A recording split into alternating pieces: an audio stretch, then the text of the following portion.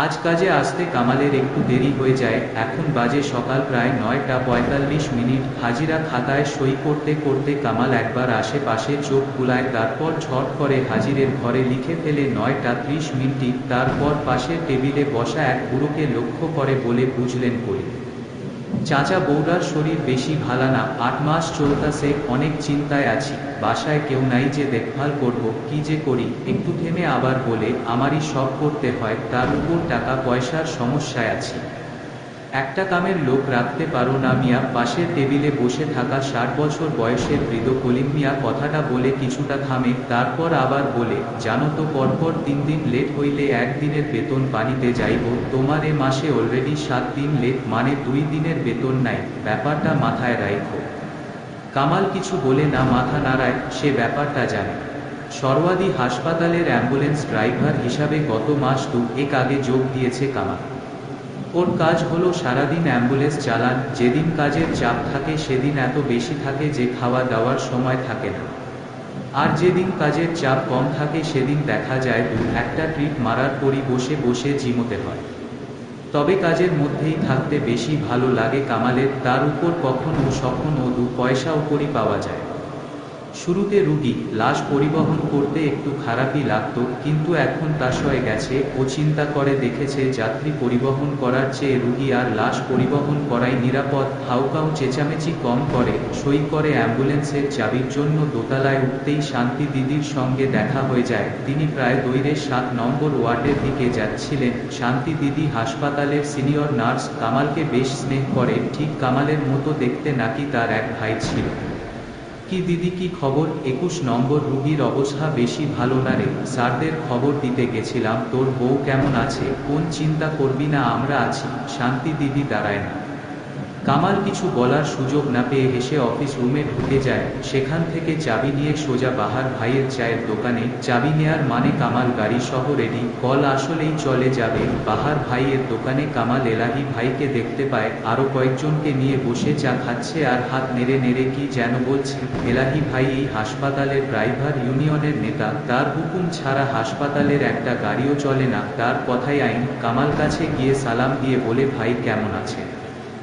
সালামের সংক্ষিপ্ত উত্তর দিয়ে এলাহি মিয়া বলে, কি ব্যাপার কামাল, আজকাল থাকো কই? ইউনিয়ন অফিসে আসো টাস না, শুধু কি রুগীগো সেবা করলে চলব? নিজের ভবিষ্যতের দিকে ও তো তাকাইতে হইব নাকি? সমর্থনের আশায় এলাহি মিয়া পাশে বসে থাকা অন্য সবার দিকে তাকায়। সবাই মাথা নেড়ে তাকে সমর্থন দেয়। লিডার কামাল মিয়ার তো বাচ্চা হইব, পাশে বসে লম্বা মতো তেল চোরা জহির বলে, আবে কামালের বাচ্চা হইব নাকি? ওর বউয়ের বাচ্চা হইব। আরেকজন কথাটা বলার সাথে সাথে সবাই হো হো করে হেসে উঠে। কামাল কিচ্ছু বলে না, মুখে হাসি হাসি একটা ভাব করে রাখে, যেন খুব মজা পাচ্ছে।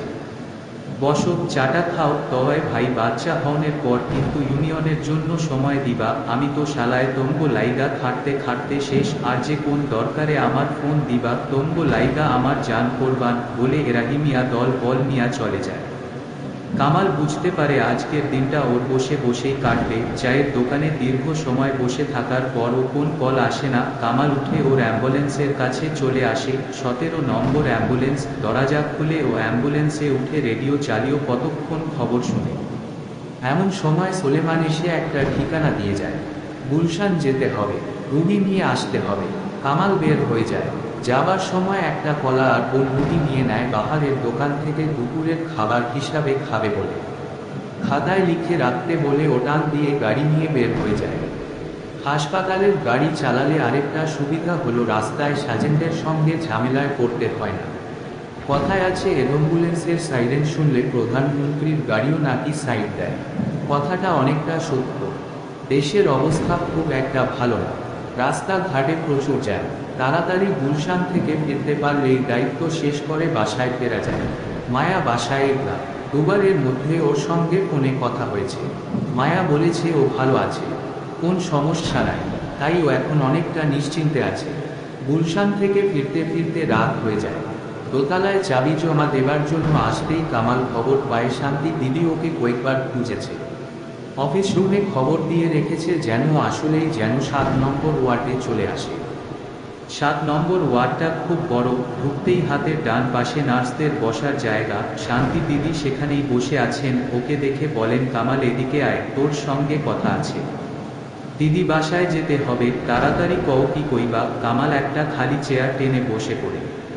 তোর বউ কেমন আছে? আছে কোনোরকম। দিদি রাইট হইছে, কাজের কথা কও। বউরা একলা ঘরে। কামাল তাড়া দেয়, আরে বচ না ছেমরা, কাজ ছাড়া কি তোরে ডাকছি। কামাল মাথা নাড়ে, দিদি ঠিক বলেছ, কাজ ছাড়া ডাকেনি। 21 নম্বর বেডের রুগীরা মারা গেছে, লাশ মর্গে আছে, তোরে একটু দিয়া আইতে হইব। কি কও ওই রাইতের বেলা? জাকিরের তো নাইট। ও রে কও। কামাল চলে যাবার জন্য দাঁড়িয়ে যায়।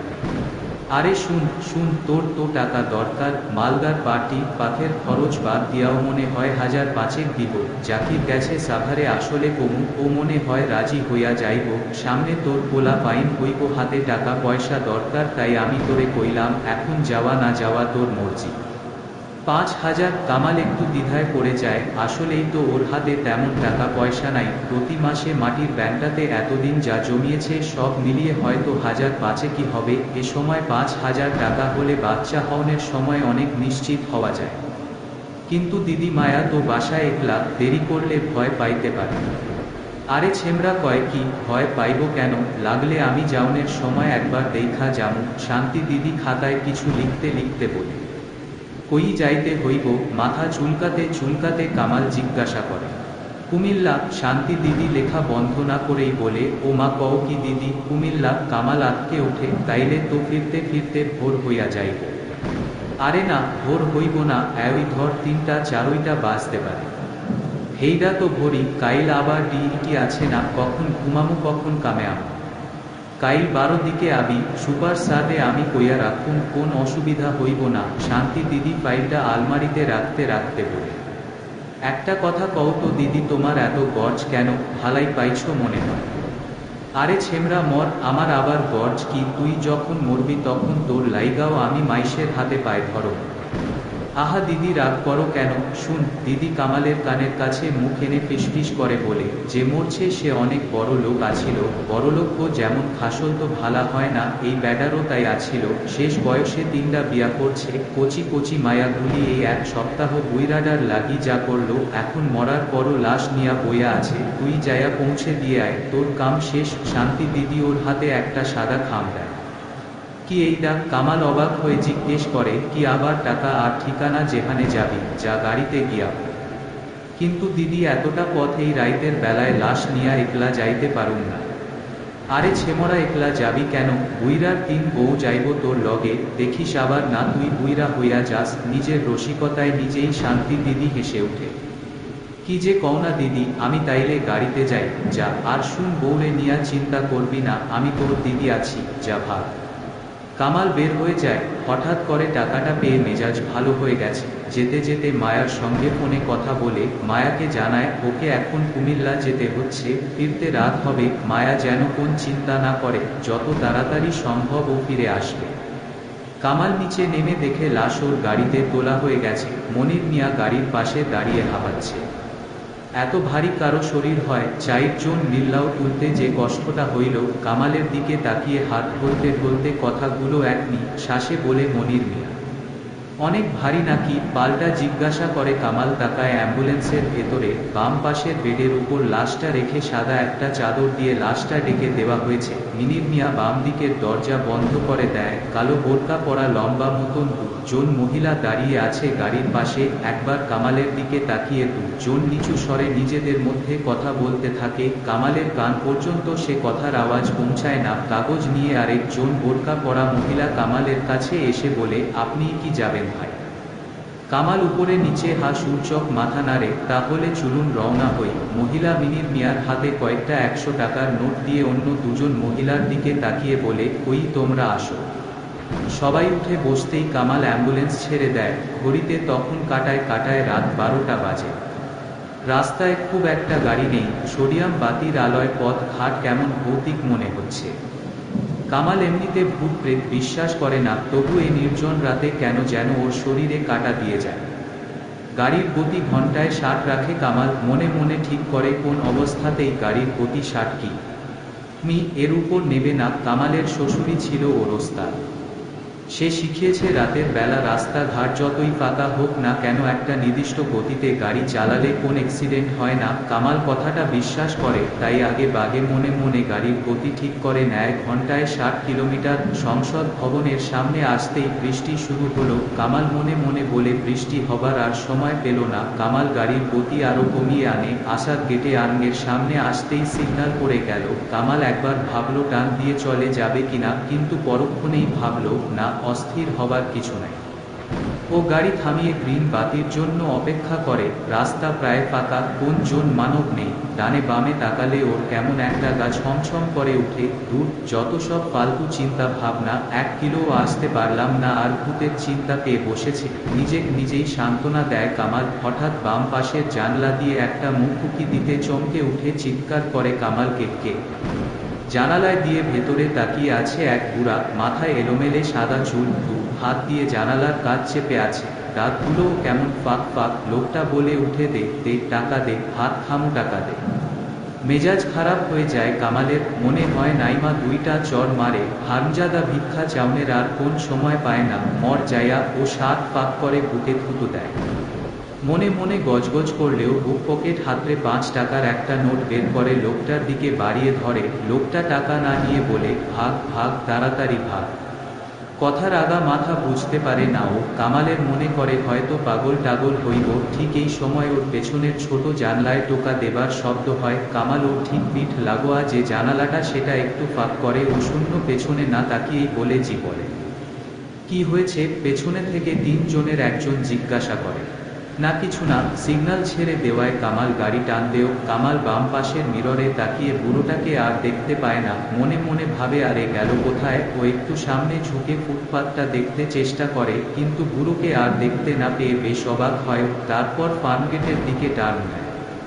পেছনে থেকে ফিস ফিস করে কথা বলার শব্দ কানে আসে কামালের। এই নীরবতায় তাতে ও কিছুটা সাহস পায় কামাল। মাঝে মাঝে 2-1টা গাড়ি শো শো করে পাশ দিয়ে চলে যাচ্ছে। রাতে রাস্তায় বেশিরভাগ ট্রাকই চলে। দানবের মতো ট্রাকগুলি ঘোত ঘোত শব্দ করে চলে যায়। সায়দাবাদ যাত্রাবাড়ি হয়ে কামাল গাড়ি চালাতে থাকে শনির আখড়া দিয়ে কুমিল্লার দিকে। এ রাস্তাটা ওর বেশ পরিচিত। একটানা বৃষ্টি হচ্ছে, মনে হয় আজ সারা রাতই হবে। মাঝে মাঝে বিকট শব্দে বিদ্যুৎ চমকাচ্ছে। শীত একটা ভাব চলে এসেছে। কামাল পানির বোতল খুলে পানি খায়। আশেপাশের দোকানপাট সব বন্ধ। আজ মনে হচ্ছে রাস্তায় গাড়ির সংখ্যাও কম। পেছনে থেকে আবারও টুকটুক করে শব্দ হয়। জি বলেন? কামাল মাথাটা একটু পেছনে নিয়ে বলে। আমরা একটু নামবো, একজন বলে। কামাল অবাক হয়, এখানে? জি, আপনি কি একটু থামেন? মনে হয় দাউদকান্দি এসে পড়েছি। সেখানে থামলে হতো না? না, সামনের বড় গাছটার কাছে থামুন। পেছনে থেকে অন্য একটি কণ্ঠ বলে ওঠে।